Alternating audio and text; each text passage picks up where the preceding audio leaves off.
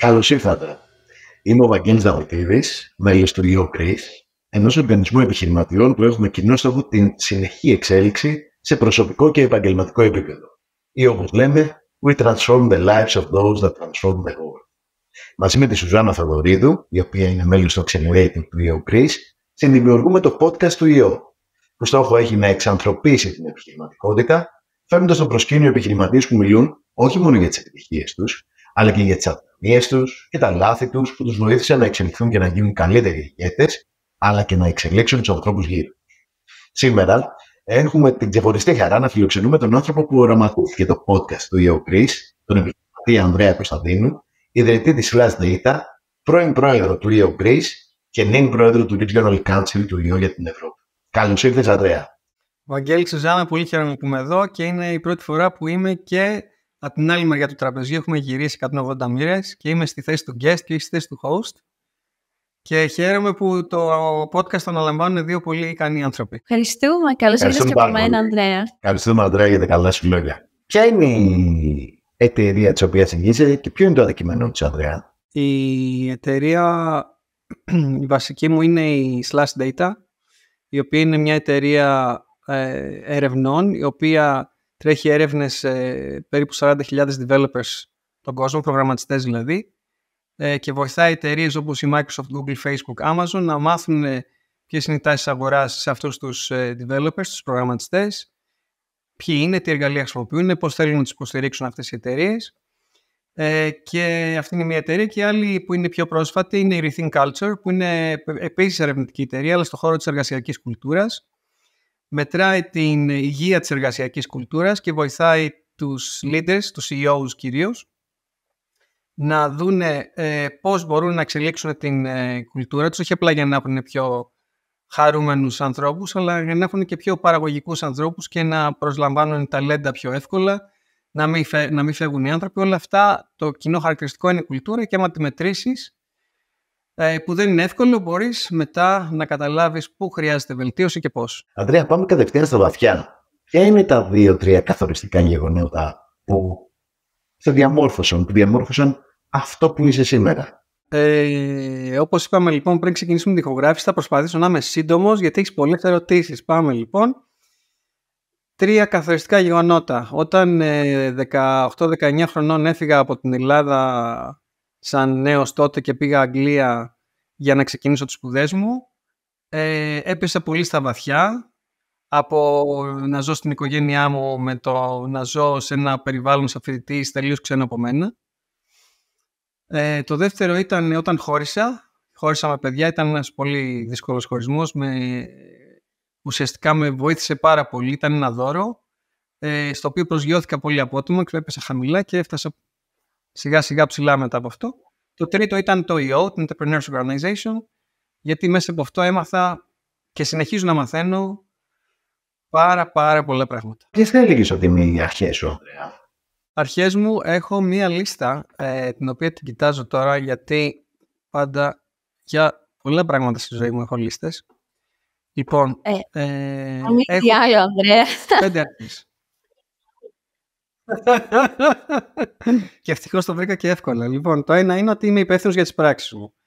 Το δεύτερο είναι ότι κάθε πρόκληση είναι μια ευκαιρία. Μαθαίνω συνέχεια. Έχω και είχα μια υπενθύμηση εδώ στον τοίχο δίπλα μου γι' αυτό. Τις δυσκολίες αντιμετωπίζω με αγάπη και όχι φόβο. Και είμαι πολλαπλασιαστής σε πολλαπλασιαστές. Δηλαδή προσπαθώ να βοηθήσω ανθρώπους που βοηθάνε άλλους ανθρώπους, έτσι ώστε η ζωή μου να έχει το μεγαλύτερο δυνατό θετικό αντίκτυπο. Θα συζητήσουμε και παρακάτω για αυτές τις αξίες. Σίγουρα θα τις ξανακρίνουμε μπροστά μας, γιατί από ό,τι καταλάβαμε είναι η εξήγια σου. Επειδή είσαι ένας άνθρωπος που πιστεύει πάρα πολύ στην αυτοεξέλιξη και γνωριζόμαστε χρόνια και μέσω του EO, και βλέπω την πορεία σου, έχεις διατελέσει και πρόεδρος του οργανισμού και στον board αρκετές φορές. Θέλω να μου πεις, να μου μιλήσεις για τα rituals σου και πώς αυτά σε βοηθάνε και σε διαμορφώνουν. Είτε είναι πρωινά, είτε βραδινά. Ξέρεις, όλες αυτές οι συνήθειες με τις οποίες είτε ξεκινάς είτε κλείνεις την ημέρα σου. Για μένα οι συνήθειες είναι πολύ βασικές. Τις κατάλαβα όταν άρχισα να διαβάζω Miracle Morning του Hal Elrod, το οποίο μιλάει για τη δύναμη των συνηθιών. Έχω πάρει διάφορες συνήθειες από αυτό το βιβλίο. Τις περισσότερες τις κρατάω, θα σας πω μερικές σαν παράδειγμα. Καταρχήν ο ύπνος είναι το πιο βασικό, δηλαδή αν δεν έχω κοιμηθεί αρκετά θα θυσιάσω να ακυρώσω κάτι τις επόμενες μέρες ώστε να μπορέσω να κοιμηθώ τουλάχιστον 7 ώρες. Ο διαλογισμός με βοηθάει, θα ήθελα να τον κάνω πιο τακτικά.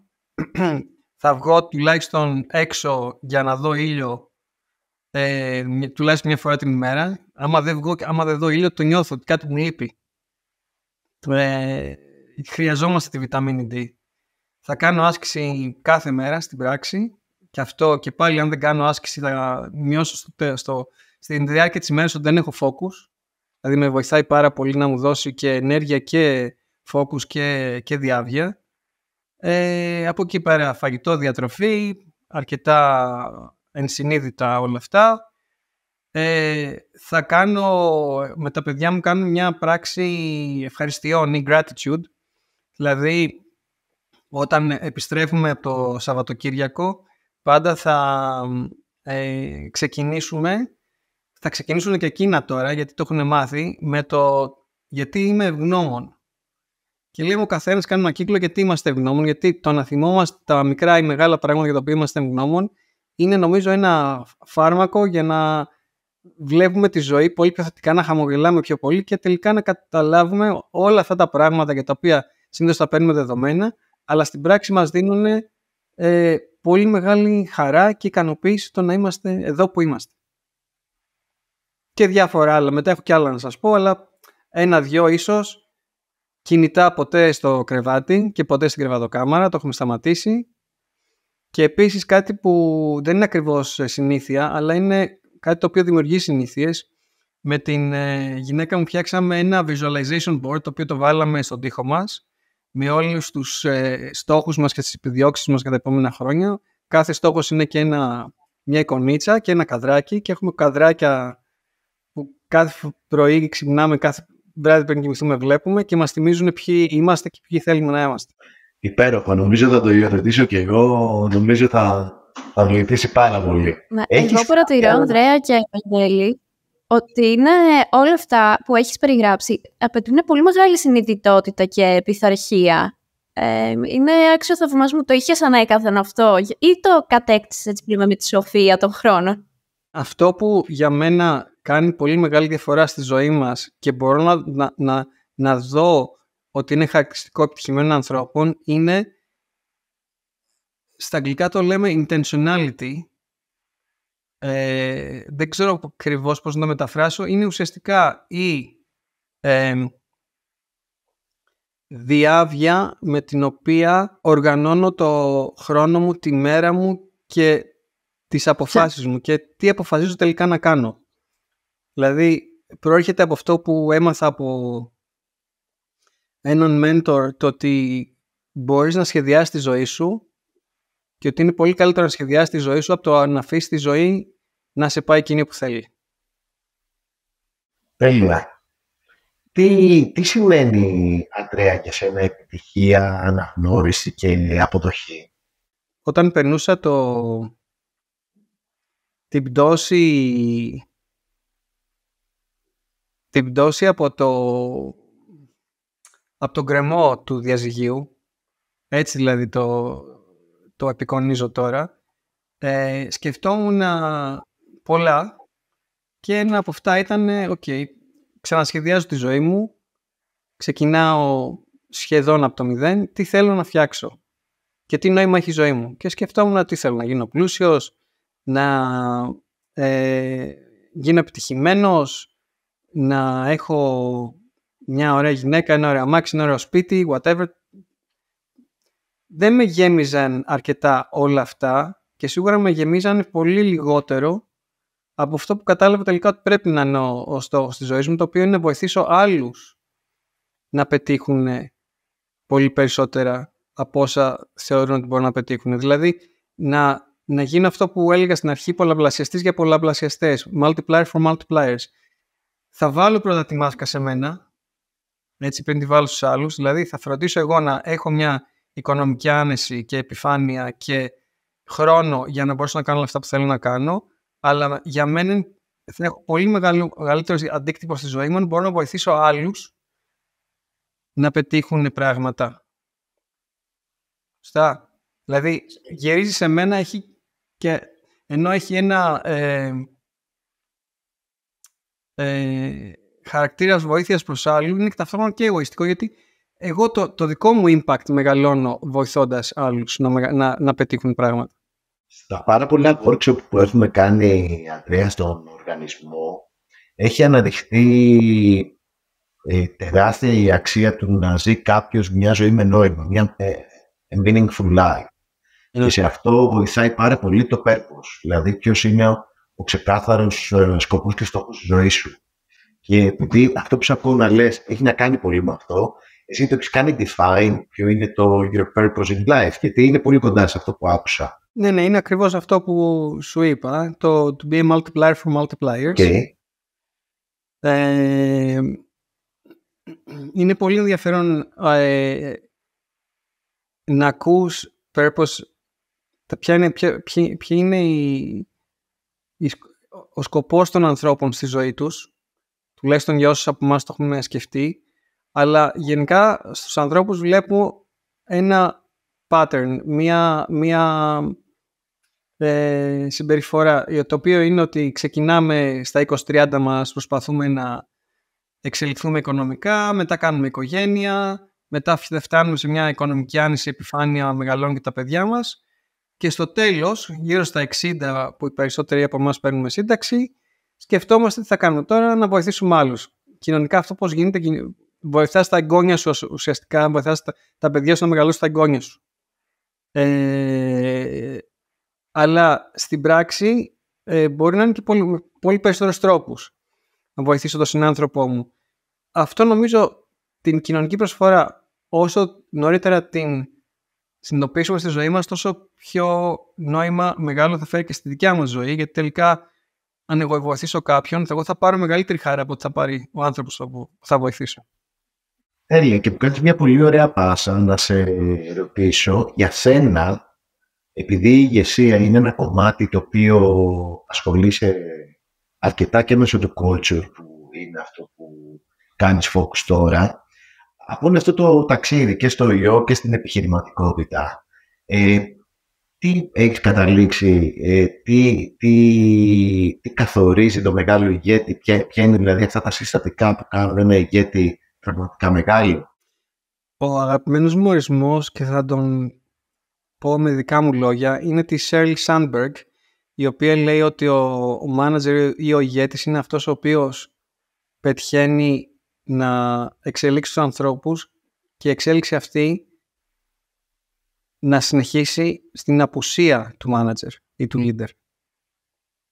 Δηλαδή ο leader είναι αυτός ο οποίος φτιάχνει άλλους leaders. Για μένα. Okay. Το δικό σου leadership style ποιο είναι? Τι το χαρακτηρίζει? Το βασικό leadership lesson που έχω πάρει από το EO είναι πώς να ουσιαστικά διοικείς, σε εισαγωγικά, γιατί δεν μου αρέσει τόσο πολύ η λέξη διοίκηση, είναι το manage στα αγγλικά, με accountability και όχι με authority. Δηλαδή πώς να διαχειρίζουμε ομάδες, πώς να βοηθάμε ομάδες να πετύχουμε το στόχο μας, όχι λέγοντας στους άλλους τι να κάνουν, αλλά στο να είμαστε όλοι peers, να είμαστε όλοι ισότιμα μέλη, οι οποίοι συμφωνούμε να είμαστε υπεύθυνοι ο καθένας για το δικό του κομμάτι και να κρατάμε ο ένας τον άλλον accountable, να γνωρίζουμε ο ένας τον άλλον την ευθύνη του άλλου και να βοηθάμε ο ένας τον άλλον να είναι υπεύθυνος από τα πράγματα που έχει υποσχεθεί, που έχει κάνει commit. Είναι κάτι το οποίο είναι τελείως διαφορετικό από αυτό που θα ζήσουμε οι περισσότεροι άνθρωποι σε ένα εργασιακό περιβάλλον, γιατί εκεί υπάρχουν αυτά που λέγονται leader-follower structures, δηλαδή σχέση γονέα-παιδιού. Δηλαδή ο manager έχει περισσότερη ισχύ, άρα και εμπειρία ίσως, και λέει στον άλλο τι να κάνει, αλλά το σωστό leadership structure για μένα είναι το leader-leader. Δηλαδή ότι εγώ είμαι ένας leader, είμαι ένας ηγέτης, ο οποίος του λέω σε μια άλλη ηγέτιδα δεν της λέω τι να κάνει, αλλά μαζί συζητάμε και αποφασίζουμε να αναλάβει ο καθένας ένα κομμάτι και να κρατήσουμε ένα τον άλλον αντιμέτωπο με τα δικά του commitments, με το τι έχει υποσχεθεί να κάνει. Επειδή σε άκουσα πάλι να αναφέρεις το Entrepreneurship Organization, το ΙΟ, θέλεις να μοιραστείς μαζί μας 2-3 highlights, 2-3 aha moments, όπου πραγματικά ήρθε σε επαφή με κάποια πράγματα που είχαν μια στιγμή αποκάλυψη, κάποια πράγματα τα οποία είναι μαθήματα ή πράγματα τα οποία έχεις πάρει σαν εφόδια πάρα πολύ σημαντικά έκτοτε. Θα σας πω το πρώτο και το πιο πρόσφατο που έμαθα. Το πρώτο που έμαθα ήταν όταν ήμουνα στο φόρουμ στην αρχή, δηλαδή στο γκρουπάκι που είμαστε με άλλα 7-8 άτομα και μοιραζόμαστε εμπειρίες και τις προκλήσεις της ζωής, που έμαθα ότι δεν είμαι μόνος μου. Δηλαδή το βασικό πράγμα που κάνει το ΙΟ είναι να σε βοηθήσει να μην ηγείσαι μόνος σου. Γιατί δεν χρειάζεται και δεν πρέπει να ηγούμαστε μόνοι μας. Ακόμα και αν έχουμε co-founder στην εταιρεία, στον co-founder ή στην co-founder, πολλές φορές είναι πράγματα που δεν μπορούμε να πούμε, αλλά μπορούμε να πούμε σε ανθρώπους που εμπιστευόμαστε, που είναι στο φόρουμ, και να τους ζητήσουμε να μας μοιραστούν και εκείνοι εμπειρίες. Το πιο πρόσφατο πράγμα που έμαθα σήμερα κιόλας είναι ότι όταν έχω μια δύσκολη συζήτηση, όταν έχω ένα conflict, μια σύγκρουση, ποτέ δεν στέλνω email γι' αυτό. Το καλύτερο που έχω να κάνω είναι να σηκώσω το τηλέφωνο. Το δεύτερο καλύτερο είναι να στείλω ένα φωνητικό μήνυμα. Το τρίτο καλύτερο είναι να στείλω ένα WhatsApp. Δηλαδή ένα text μήνυμα το οποίο είναι άμεσο και ξεκινάει μια κουβέντα. Αλλά το email είναι το πιο παγερό και το πιο παρεξηγήσιμο μέσω επικοινωνίας. Και δημιουργεί παρεξηγήσεις φυσικά. Τι είναι το πιο δύσκολο πράγμα, Ανδρέα, στο να είσαι entrepreneur? Το να έχεις το στομάχι για τα πάνω κάτω. Δηλαδή αυτά που λέμε το roller coaster, τα highs και τα lows. Άρα, ξεκίνησα resilience, ας πούμε.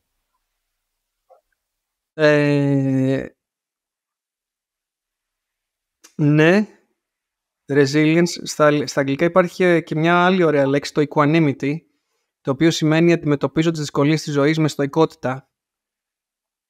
Πώς το είπες? Άρα στοικότητα είναι η απάντηση.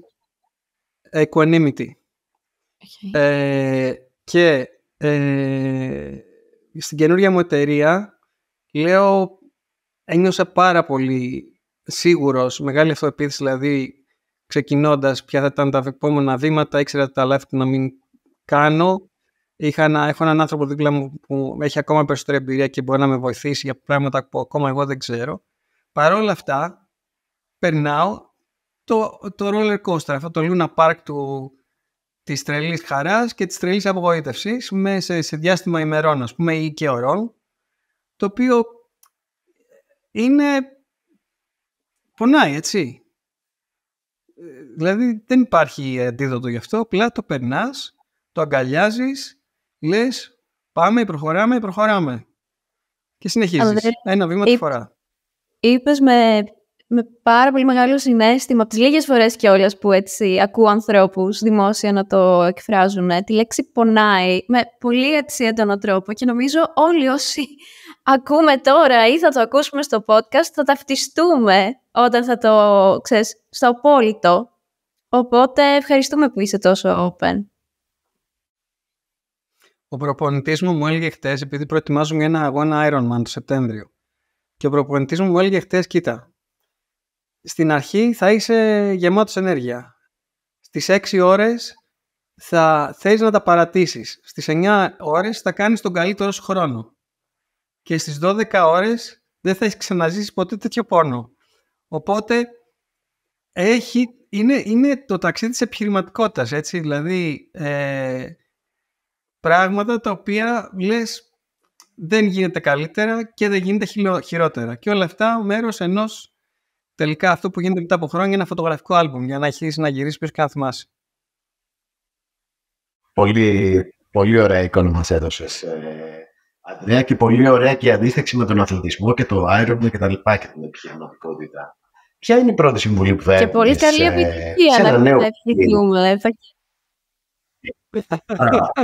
Σωστά.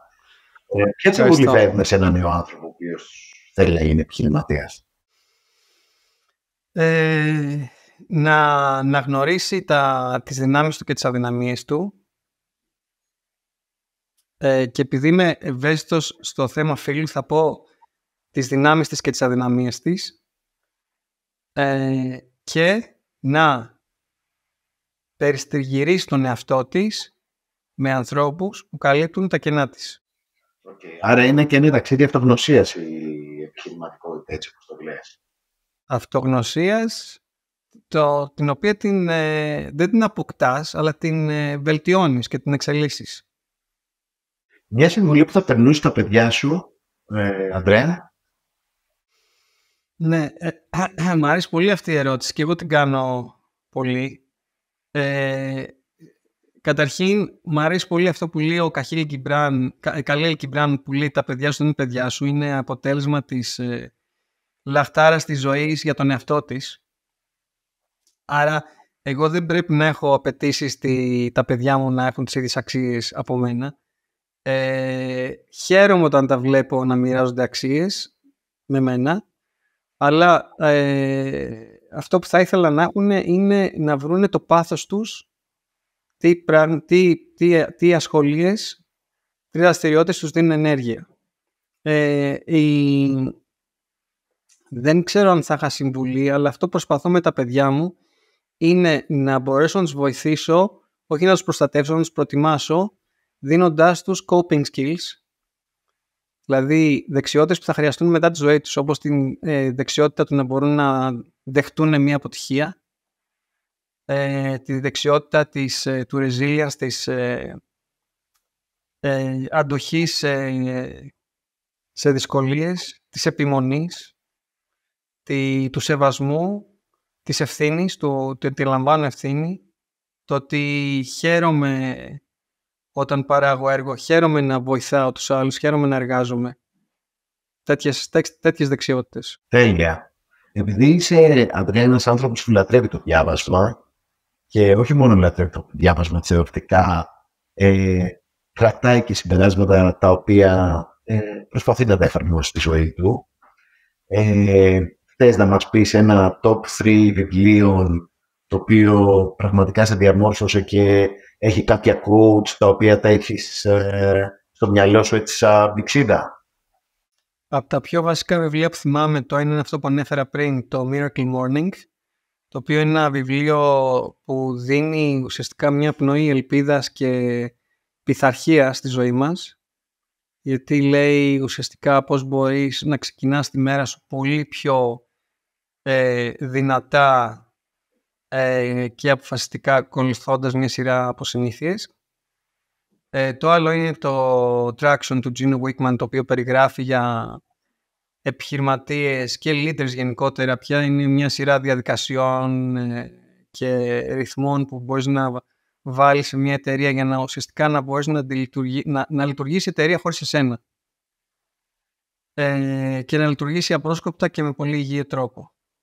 Τώρα ένα τρίτο θα αναφέρω απλά και μόνο επειδή το θυμήθηκα τώρα. Στο τελευταίο podcast του Rethink Culture είχα τον Dominic Monkhouse, ο οποίος είναι ένας καταπληκτικός business coach που έχει γράψει το βιβλίο Mind Your Effing Business, δηλαδή Mind Your Fucking Business, απλά έχει κόψει τη μάχη λέξη, και είναι μια πολύ ωραία σύνοψη έξω από τα δόντια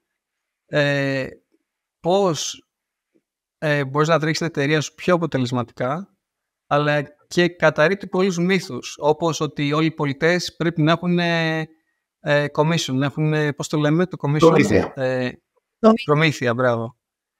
Ή ότι δεν υπάρχουν αρκετοί άνθρωποι εκεί έξω και είναι πολύ δύσκολο να βρεις ανθρώπους. Είναι από τα βιβλία που πραγματικά αξίζει να διαβάσει κανείς. Ωραία, Ανδρέα. Super. Σουζάννα, έχεις νομίζω κάποιες πολύ ωραίες ερωτήσεις να κάνεις. Ναι, Ανδρέα. Τώρα θα περάσουμε σε ένα άλλο στυλ ερωτήσεων. Λοιπόν, όπως είπε και ο Βαγγέλης, εγώ είμαι στον accelerator του EO, δηλαδή είμαι στο κομμάτι του EO που έτσι μπαίνουμε σε ένα πρόγραμμα επιτάχυσης. Μπαίνουμε με ένα τζίρο, ας πούμε, περίπου στα 250.000 και ο στόχος είναι σε 3 χρόνια να έχουμε ξεπεράσει το 1 εκατομμύριο που είναι και το threshold, ας πούμε, του EO για να γίνει κάποιος member. Οπότε, στο πλαίσιο αυτό, Ανδρέα, και με βάση τους 4 πυλώνες του EO, που είναι το People, Cash, Execution και Culture, σου έχω ετοιμάσει από μία ερώτηση για τον κάθε πυλώνα. Θέλω πολύ γρήγορες, to the point απαντήσεις και εννοείται κρατάμε το στοιχείο που είχες τόση ώρα, που ήταν η απόλυτη ειλικρίνεια και το vulnerability. Είμαστε... Εύκολα, αυτά τα έχουμε. Λοιπόν, ωραία. Ξεκινάω με το People. Και νομίζω μαζί με το Culture είναι και τα 2 αγαπημένα σου topic, οπότε I'm waiting to be wowed. Λοιπόν, ποιο ήταν το worst mistake σου ως leader στην πρώτη σου εταιρεία που θεωρείς ότι έκαψες κόσμο? Θα σας πω ένα λάθος μεγάλο που έκανα, δεν ξέρω αν ήταν το worst ή όχι. Ήταν ένας άνθρωπος που ήταν πολλά χρόνια στην εταιρεία. Όσο αποκτούσαν συναίσθηση και επίγνωση για το τι είναι η κουλτούρα που θέλουν να έχω στην εταιρεία, τόσο έβλεπα ότι αυτός ο άνθρωπος δεν τέριαζε. Παρ' όλα αυτά είχε πολύ μεγάλη συνεισφορά και μας βοήθησε πάρα πολύ να εξελιχθούμε, αλλά έβλεπα ότι μεγάλωνε το κενό μεταξύ και ήταν η κουλτούρα που ήθελα να έχω και την κουλτούρα που έβλεπα σε αυτόν τον άνθρωπο. Τελικά έκανα μία πάρα πολύ άτσαλη απόλυση, τη χειρότερη απόλυση που έχω κάνει, που φυσικά τώρα θα την έκανα πολύ διαφορετικά, αλλά το λάθος μου ήταν ότι δεν πήγα σε αυτόν τον άνθρωπο και να μιλήσω ευθέως και να μιλήσω για τους προβληματισμούς μου και να ακούσω τους δικούς του προβληματισμούς, αλλά το χειρίστηκα πολύ έμεσα, χωρίς να είμαι διαυγής και τελικά χαλάσαμε και τις καρδιές μας στο τέλος. Άρα, σαν takeaway παίρνω το κομμάτι ότι όταν κάποιος δεν ταιριάζει με την κουλτούρα, πρώτα κάνουμε μία συζήτηση και μετά πάμε στο worst case scenario που είναι η απομάκρυνση. Σωστά? Ναι, θα το έλεγα ως εξής. Αν κάποιος δεν ταιριάζει με την κουλτούρα, δεν ταιριάζει στην εταιρεία, όσο καλός performer και να είναι. Δεύτερον, σε περίπτωση σύγκρουσης, είμαι 100% υπέρμαχος του clearing the air, δηλαδή του να είμαι διαφανής για το τι νιώθω και μέσα από ένα conflict management framework, το οποίο δεν τα κατεβάζουμε αυτά από το κεφάλι μας, έτσι. Υπάρχουν μεθοδολογίες για το πώς να αντιμετωπίσεις συγκρούσεις, μία από τις οποίες είναι μιλάω για το συναίσθημά μου, μιλάω για τα γεγονότα τι συνέβη, ακούω τον άλλον και παράλληλα προσπαθούμε να βρούμε και οι δύο μια λύση. Ωραία. Λοιπόν, μίλησες και για κουλτούρα δίνοντας απάντηση στο πρώτο ερώτημα, οπότε θα προχωρήσω με το πίλαρ της κουλτούρας. Η ερώτησή μου είναι, ποια είναι τα 3 πράγματα που θεωρείς ότι μπορούν να καταστρέψουν μια κουλτούρα ενός οργανισμού σε χρόνο τετέ? Ναι, η ανοχή, ένα θα σας πω. Η ανοχή, αυτό που λέει ο Γιάννης ο Κόλλιας, των brilliant jerks. Δηλαδή των ανθρώπων οι οποίοι είναι high performers, αλλά αφήνουν γύρω τους συντρίμμια. Δηλαδή μπορεί να είναι από να πετάνε σποντίτσες, από το να αφήνουν αιχμές, μέχρι να είναι αντικοινωνικοί. Γενικά να κάνουν άλλους ανθρώπους να αισθάνονται άβολα, έτσι. Αν έχεις τέτοιους ανθρώπους στη δουλειά σου, που να είναι ο καλύτερος πολιτής, ο καλύτερος αναλυτής, ο καλύτερος προγραμματιστής, δεν έχει σημασία. Έχεις δημιουργήσει, είτε το ξέρεις είτε δεν το ξέρεις, ένα αρνητικό περιβάλλον και κυρίως όλοι στη δουλειά σου λένε, κοίταξε ο CEO ή CEO έχει αλλάξει, γιατί πλέον δέχεται αυτούς τους ανθρώπους να είναι στο εργασιακό περιβάλλον. Άρα εγώ τι κάνω εδώ? Ακριβώς. Και ο Γιάννης ο Κόλλας λέει και το πολύ ωραίο, ότι μηνύματα περνάμε τόσο με αυτά που κάνουμε, όσο και με αυτά που δεν λέμε. Σωστά.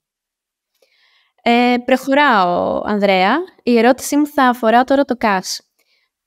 τα χρήματα. Λοιπόν, ποια χρήματα μετανιώνεις πιο πολύ ως έξοδο ή επένδυση που έχεις κάνει στις εταιρείες σου μέχρι σήμερα? Ποια ήταν τα πιο πεταμένα χρήματα? Καταρχήν, πριν σου απαντήσω αυτό, υπήρξε μια περίοδος, δεν ξέρω τώρα, πάνε πολλά χρόνια, 7-8 χρόνια, που χωρίς να το παρατηρήσω πώς χάναμε λεφτά, και είχαμε 10 άτομα τότε, δεν ήμασταν λίγοι, βρεθήκαμε με 15.000 στην τράπεζα που ούτε μια μισθοδοσία δεν έφταναν να δώσουν, και ήμασταν στο τσάκ να κλείσουμε. Ευτυχώς μας σώσαν οι πελάτες μας με τα μεγάλα συμβόλαια. Οπότε έχω περάσει από αυτό και από τότε έχω μάθει. Λεφτά που έδωσα πεταμένα, θα σου πω, μέσα στο EO είχαμε οργανώσει το Unlimited, το μεγαλύτερο event της Ευρώπης. Είχαμε κάνει μια συμφωνία με μια συνεργάτηδα η οποία ήταν και φίλη μου τότε, για αρκετά λεφτά. Τελικά καταλάβαμε ότι μάλλον είχαμε δώσει πολλά λεφτά. Με το που ξεκίνησε σχεδόν αποφασίσαμε να την ακυρώσουμε, αλλά επειδή είχαμε βάλει σαν όρο ότι το 50% είναι προκαταβολή και δεν επιστρέφεται, χάσαμε πολλά λεφτά μόνο και μόνο της προκαταβολής και δεν πήραμε και τίποτα έργο πίσω. Okay, προσέχουμε λοιπόν τι υπογράφουμε στα συμβόλαια, για να μην πάνε χαμένα λεφτά εκεί. Ας το πάρουμε το μάθημα κάπως έτσι. Και τέλος, έχουμε το pillar του execution. Λοιπόν, μας μίλησες για τα προσωπικά σου rituals. Εγώ τώρα θέλω να πάω στα rituals μέσα στην εταιρεία, στο day-to-day της εταιρείας. Ποια είναι λοιπόν αυτά τα rituals στο daily execution της εταιρείας που πιστεύεις ότι κάθε επιχειρηματίας πρέπει να τα αντιγράψει? Θα σου το πω μέσα από μια μικρή ιστορία του πώς στήσαμε και στείλουμε την ομάδα του Ευρωπαϊκού Regional Leadership Team στο EO, που είναι καμιά 30 άτομα. Ξεκινήσαμε με ένα accountability chart, δηλαδή ξεκάθαρη ρόλη, κουτάκια, ποιος κάνει τι, γιατί είναι υπεύθυνη. Δεύτερον, ποιοι είναι οι ρυθμοί με τους οποίους θα συναντιόμαστε, πότε κάνουμε meetings, ποια είναι η agenda των meetings, πώς συνδέεται το ένα meeting με το άλλο, πώς διάφορες ομάδες μπαίνουν σε κύκλους meetings για να υπάρχει πληροφορία να διαχέεται. Και 3, στοχοθέτηση ξεκάθαρη με OKRs, δηλαδή Objectives και Key Results, το οποίο ουσιαστικά είναι ξεκάθαρη δέσμευση από τον καθένα, τι θέλει να πετύχει για τη χρονιά, που είναι το objective, και το πώς θα το πετύχει, η σειρά των βημάτων, δηλαδή το τι, το αποτέλεσμα και το πώς, διατυπωμένα για κάθε μέλος της ομάδας των 30 ατόμων. Με τρόπο που ουσιαστικά όλα αυτά έρχονται μαζί, δένουν και υπάρχουν συνέργειες και αποφεύγονται οι συγκρούσεις μεταξύ των στόχων. Τέλεια. Πάω να κάνω αυτά που δεν έχω κάνει ακόμα για την εταιρεία μου. Ευχαριστούμε πάρα πολύ, Ανδρέα. Βαγγέλη, σου δίνω πίσω τον λόγο. Ανδρέα, λίγο πριν κλείσουμε, επειδή το culture στις εταιρείες είναι κάτι το οποίο είναι πάρα πολύ hot στην εποχή μας, είναι πάρα πολύ ζεστό. Έχουμε περάσει από μια περίοδο πανδημίας, το work from home είναι μάλλον ο κανόνας σε αρκετές επιχειρήσεις που μπορούν να το υποστηρίξουν. Οι επιχειρήσεις δυσκολεύονται με τον κόσμο. Αυτή είναι η πραγματικότητα σχεδόν σε οποιοδήποτε κλάδο, όχι μόνο στην εστίαση, στο τουρισμό. Ο κόσμος φαίνεται να έχει αλλάξει τις προτεραιότητές του. Σίγουρα δεν ζούμε σε μια προηγούμενη περίοδο όπου ήταν πιο εύκολο το hiring process. Μέσα σε αυτό το τοπίο, εσύ που ασχολείσαι με αυτό το κομμάτι του culture, κάνω τώρα focus στη νέα σου ιδιότητα και στο νέο αυτό territory που δραστηριοποιείσαι. Τι συμβουλές έχεις να δώσεις σε επιχειρηματίες που ηγούνται είτε μεγαλύτερους είτε μικρότερους σχηματισμούς, organizations? 2-3 πράγματα έχω. Καταρχήν, όπως λέει και μου άρεσε πάρα πολύ αυτό τον Dominic Monkhouse που ανέφερα και πριν, το να πεις ότι υπάρχει πόλεμος ταλέντων είναι μια δήλωση θυματοποίησης. Δηλαδή βάζεις τον εαυτό σου σε θέση θύματος και λες κάποιος άλλος φταίει, δεν φταίω εγώ. Άμα το δεις όμως από την πλευρά του εργαζομένου ή του υποψήφιου, υπάρχουν 10 ή 1000 εταιρείες εκεί έξω που μπορεί να πάει να δουλέψει. Γιατί να έρθει εσένα? Επειδή υπάρχεις, επειδή έχεις ένα λογότυπο, επειδή έχεις άλλους 10 υπαλλήλους και δουλεύουν για σένα, επειδή νομίζει ότι αυτό που κάνεις είναι σημαντικό, τον άλλο που το ξέρει, που τον ενδιαφέρει. Άρα, πρώτον, εξήγησε στον άλλον τι κάνεις, δώσ' του λόγους να ασχοληθεί, μπες στα παπούτσια της και σκέψου ότι αν την προηγούμενη εβδομάδα είχε μία αντιπαράθεση με τον εργαζόμενο, με το manager της, τότε είναι η κατάλληλη στιγμή να την τραβήξεις με ένα job ad. Αλλά μην κάνεις ένα μήνα για να της δώσεις απάντηση, απάντησε έτσι σε μέρες. Γιατί σε ένα μήνα θα έχει ξεχάσει την αντιπαράθεση με το manager και θα είναι όλα ζάχαρη. Αυτό είναι το ένα. Το δεύτερο λοιπόν είναι για να προσελκύσεις ανθρώπους και για να μην σου φεύγουν οι άνθρωποι, το κοινό συστατικό δεν είναι το πόσο γαμάτη είναι η εταιρεία και πόσοι μιλάνε για αυτή, αλλά είναι τελικά αν γίνω μέρος αυτής της εταιρείας και ζω εκεί 8 μέρες της ζωής μου, δηλαδή τις μισές ώρες της ζωής μου που είμαι ξύπνιος. Τι θα κερδίσω εγώ σαν άνθρωπος? Θα μ' αρέσει αυτό? Θα μου δίνει ενέργεια? Θα ξεκινάω το πρωί μου με χαμόγελο ή το Σάββατο Κυριακή πριν ξεκινήσω τη δουλειά θα λέω πω ξεκινάει άλλη μία εβδομάδα? Όλα αυτά είναι η κουλτούρα, όλα αυτά είναι το περιβάλλον που φτιάχνουμε για να μπορέσουν οι άνθρωποι μας όχι απλά να νιώσουν χαρούμενοι, αλλά να νιώσουν πλήρεις. Και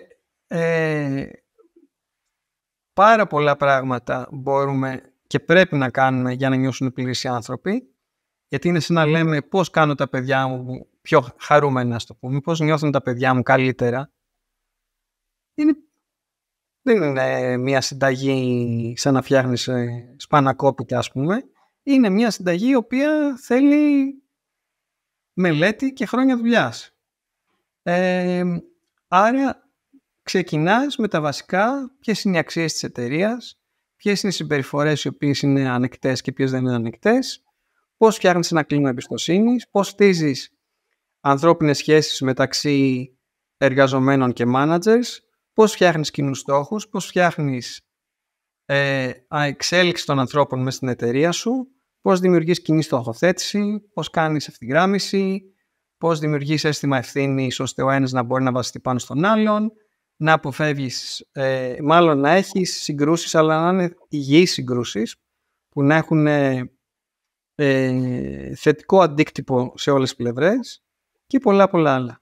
Αυτό είναι η κουλτούρα. Νομίζω μας περιέγραψε, Ανδρέα, ένα πολύ συνεκτικό πλαίσιο μέσα στο οποίο το ταξίδι του εργαζόμενου γίνεται meaningful. Σωστά. Αποκτά ένα νόημα, μια αξία, ένα purpose, έτσι, και ουσιαστικά ευθυγραμμίζεται με ένα ευρύτερο όραμα και αποστολή που έχει και η ίδια η εταιρεία, οπότε καταλαβαίνει αν έχει νόημα να γίνει μέλος της και αν αυτό το πράγμα του δίνει ένα self-fulfillment, έτσι, νοηματοδοτεί αυτό που πολύ ωραία περιέγραψε, το 50% της ζωής του, να έχει ένα νόημα πριν σε αυτή την εταιρεία. Σωστά. Και γι' αυτό λέμε ότι είναι πολύ σημαντικό για τον κόσμο να έχει ένα ξεκάθαρο path στο πού πηγαίνει σε αυτή την εταιρεία και να του είναι απολύτως ξεκάθαρο γιατί είναι μέλος αυτής της εταιρείας, έτσι, πού τον πηγαίνει στη ζωή του αυτή η εταιρεία και αν ταιριάζει ή όχι. Οπότε τελικά it's not about the money, τελικά it's about purpose και αυτό. Και με αυτό το τελευταίο θα ήθελα να σε ευχαριστήσουμε πάρα πολύ, Ανδρέα, που ήσουν μαζί μας.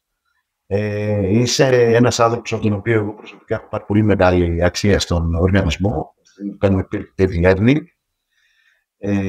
Και χαίρομαι πάρα πολύ που αναλαμβάνουμε τη σκητάλη τον Γιώργο για το πρώτο μας podcast με τη Σουζάννα, που έκανε τόσο ωραίες και to the point, νομίζω, ερωτήσεις. Να ευχαριστήσω όλους εσάς που ήσασταν μαζί μας σήμερα. Να σας υπενθυμίσω ότι αν σας άρεσε το επεισόδιο μπορείτε να μας υποστηρίξετε μιλώντας στους φίλους σας για το podcast ή να αφήσετε ένα σχόλιο στο podcast που χρησιμοποιείτε. Και αν θέλετε να μας βλέπετε και όχι μόνο να μας ακούτε, μπορείτε να πάτε και στο YouTube, στο κανάλι του EO Greece. Επίσης, να πω εδώ ότι είχε ένα φοβερό podcast και ο Αντρέας. Το δεύτερο podcast του Αντρέα, θες να μας το υπενθυμίσεις? Το Rethink Culture, το οποίο μιλάει για την εταιρική κουλτούρα και δίνει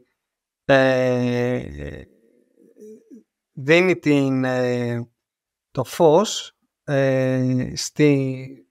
μια πλατφόρμα στους ανθρώπους που έχουν φτιάξει εταιρείες με εξαιρετικές κουλτούρες, τις οποίες άνθρωποι θέλουν πολύ να δουλέψουν για αυτές. Σε ευχαριστούμε πάρα πολύ, Ανδρέα, που αυτό το πολύ ωραίο purpose που έχεις, το να μοιράζεις αξία στους γύρω σου, το έχεις βρει ένα ακόμα tool για να το κάνεις, που είναι αυτό το podcast. Σωστά. Αν θέλετε να μάθετε περισσότερα για το EO Greece, μπορείτε να επισκεφτείτε και τη σελίδα eogreece.org και τι άλλο να σου ευχηθώ, το Keep Leading.